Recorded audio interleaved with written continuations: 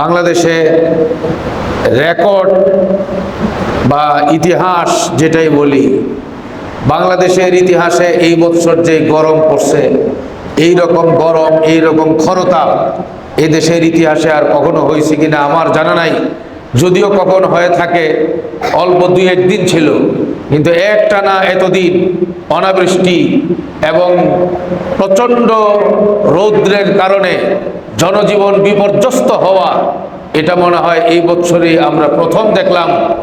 এই জন্য সারা দেশে ইস্তেসকার নামাজ হচ্ছে, জায়গায় জায়গায় ওলামায়ে কেরাম সকল মুসল্লিয়ানে কেরামকে নিয়ে চোখের পানি ফেলতেছেন। এখনো আমরা আল্লাহর রহমতের পানি আমরা বাংলাদেশের মাটিতে পাই নাই। এর দ্বারা এই কথাই প্রমাণ হয় যে আমাদের বর্তমানে যুবকরা, আমরা মহিলারা প্রকাশ্যে গোপনে সামাজিকভাবে রাষ্ট্রীয়ভাবে পিছনের তুলনায় ব্যাপক পরিমাণে আমরা গুনায় জড়ায় গেছি। গুনার সয়লাভ সমাজের মধ্যে। গুনাহকে এখন দুনিয়ার মানুষ গুনাহ করতে করতে এই পর্যায়ে পৌঁছাইছে, গুনাহকে গুনাহই মনে করে না। অনেকে গুনাহকে নেক মনে করে, নেকি মনে করে, গুনাহকে গুনাহ মনে করে না।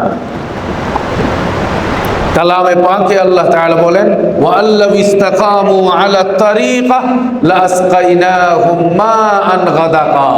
আল্লাহ তাআলা বলেন, তারা যদি ইসলামের পথে অটল থাকতো, রমজানে যেই রকম অটল থাকে, নামাজ এক ওয়াক্ত ছাড়ে না, এই রমজান পর্যন্তই বুজুর্গি, রমজান শেষ টুপি নাই, পাঞ্জাবি নাই, তিলাওয়াত নাই, নামাজ নাই, এই মসজিদের বাইরে জিন্দিগি। সবার কথা বলছি না, অনেকের অবস্থা এইরকম। ওয়াল্লাযী ইসতাকামু আলা তারিকা লাসকাইনাহুম মাআন গাদাকা। আল্লাহ তাআলা বলেন, তারা যদি শরীয়তের পথে, ইসলামের পথে, কোরআন হাদিসের পথে অটল অবিচল থাকে, আমি আল্লাহ তাদেরকে মুষলধারে বৃষ্টি দিয়ে সিক্ত করব। সুবহানাল্লাহ। বৃষ্টির পানি আসমান থেকে নাজিল হওয়ার জন্য শর্ত হলো কোরআনের পথে, নেকির পথে, হালালের পথে, হারাম থেকে মুক্ত থাকার পথে অটল থাকা, গুনাহমুক্ত জীবন যাপন করা।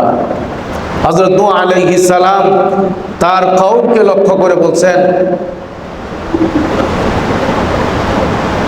ইস্তাগফিরু রাব্বাকুম ইন্নাহু কানা গাফফারা ইউরসিলিস সামাআ আলাইকুম মিদরারা ওয়া ইউমদিদকুম বিআমওয়ালি ওয়া বানিন ওয়া ইয়াজআল লাকুম জান্নাত ওয়া ইয়াজআল লাকুম আনহারা।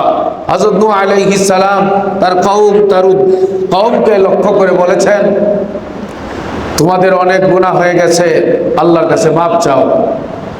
আল্লাহর কাছে মাপ চাইলে হবে কি? নাম্বার 1, ইন্নাহু কানা গাফফারা, আল্লাহ মহান ক্ষমাশীল, আল্লাহ মাফ করে দিবেন। আর 2 নাম্বার, ইউরসিলিস সামাআ আলাইকুম মিদরারা, আসমান থেকে মুষলধারে বৃষ্টি আল্লাহ বর্ষণ করবেন যদি আল্লাহর কাছে মাপ চাও। ওয়া ইউমদিদকুম বিআমওয়ালিন ওয়া বানিন, আল্লাহর কাছে মাপ চাও গুনাহ থেকে, আরো ফায়দা কি হবে? তোমাদের মালের মধ্যে আল্লাহ বরকত দান করবেন। যাদের সন্তান নাই, নিঃসন্তান, আল্লাহর কাছে মাপ চাও, বয়স যাই হোক, আল্লাহ তোমাকে সন্তানের বাবা বানায় দিবেন। ওয়ায়ুমদিদকুম বিআমওয়ালিন ওয়া বানিন। এই সবগুলোর মূলে হলো গুনাহ থেকে খুব বেশি বেশি তাওবা করা। এই জন্য আমি কথা শেষ করে দিতেছি। বুখারী শরীফের হাদিস, রাসূলুল্লাহ সাল্লাল্লাহু আলাইহি ওয়াসাল্লাম বলেন, ইরহামু মান ফিল আরদি ইয়ারহামুকুম মান ফিস সামা। রাসূলুল্লাহ সাল্লাল্লাহু আলাইহি ওয়াসাল্লাম বলেন, জমিনবাসী যারা আছে তাদের প্রতি দয়া করো, তাইলে আল্লাহ আসমান থেকে তোমাদের উপরে দয়ার পানি বর্ষণ করবেন। জমিনের মানুষের উপরে দয়া করা, এর মানে কি? ইবনে মাজাহ শরীফের হাদিস, রাসূলুল্লাহ সাল্লাল্লাহু আলাইহি ওয়াসাল্লাম বলেন, কোন জাতি যদি ব্যাপক পরিমাণে যাকাত দেওয়া বন্ধ করে দেয়, যাকাত যারা দেয় অল্প সংখ্যক, বাকিরা দেয় মানে এমনিতেই একটা দিয়ে ফেলে, এটাকে দেওয়া বলে না। সমাজের মধ্যে যদি যাকাত দেওয়ার প্রবণতা বন্ধ হয়ে যায়, ধনী গরিবের পাশে দাঁড়ানো যদি বন্ধ হয়ে যায়, একজন আরেকজনকে দয়া মায়া করা যদি বন্ধ হয়ে যায়, সবাই যদি স্বার্থপর হয়ে যায়, হাবিবে পাক বলেন, যদি কোনো কওম, কোনো মুসলিম জাতি যাকাত দেওয়া বন্ধ করে দেয়, তো নবীজি বলেন এই যাকাত দেওয়া বন্ধ হয়ে গেলে আসমান থেকে বৃষ্টির পানি বর্ষণ হওয়া বন্ধ হয়ে যায়। বাংলাদেশে অনেকেই যাকাত দেন, খুব হিসাব নিকাশ করে। এই মানুষগুলোর সংখ্যা খুব কম। অধিকাংশ মানুষ যাকাতই দেয় না। আবার একটা বড় শ্রেণী আছে যারা যাকাত দেয়, এটা এমনি আন্দাজ করে এমনি দিয়ে ফেলে।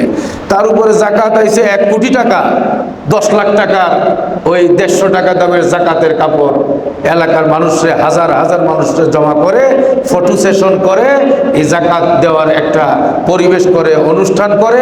একদিকে মানুষকে বুঝায় আমি বড় দানবীর, আর কোনো আওয়ামী লীগ বিএনপির যদি কোনো রাজনীতিবিদ হয়, মনে মনে চিন্তা করে আগামীতে নির্বাচনের টিকিট পাওয়ারও এটা একটা মাধ্যম হইতে পারে। এরকম বহু ধান্দা ফান্দা কত কিছু জড়ানো থাকে।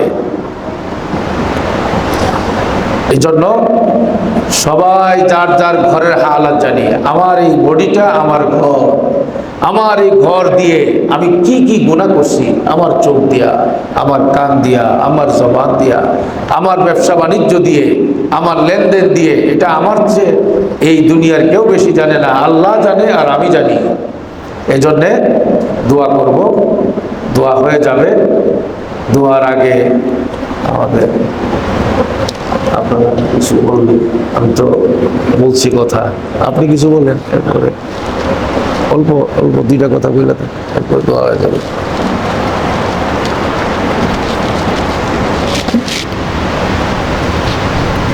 আলহামদুলিল্লাহ।